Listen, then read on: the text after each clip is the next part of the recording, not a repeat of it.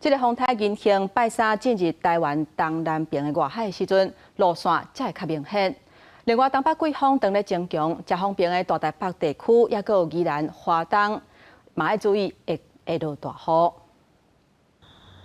东北季风落南，气象署表示，北部地区温度会降较低，各地头早暗温度变化也会较明显。6号、7号的清晨，北台湾这里的温度呢，开始比较明显有些下降，特别是在7号清晨的这段期间，是有可能来到这种19度、20度的温度。气象署也强调，除了温度有明显的变化，到拜三进前，北海岸宜兰地区特别受到东北季风这方面的影响，会有较明显的雨势。像是在今天晚上到周三的这段期间呢，最主要降雨几率最高的还是以桃园以北的区域到东半部地区恒春半岛为主，特别是宜兰地区，在5号到6号的这段期间是有可能会有局部大雨发生。另外，伫拜一半暝仔3点半，今年第22号风台银行形成。气象署表示，风台即马是往西北方行，未来影响咱台湾济也是少，就要看拜三过了后，续落来伊若是通过陆上岛北部甲南海这段期间，是毋是甲东北季风互相影响？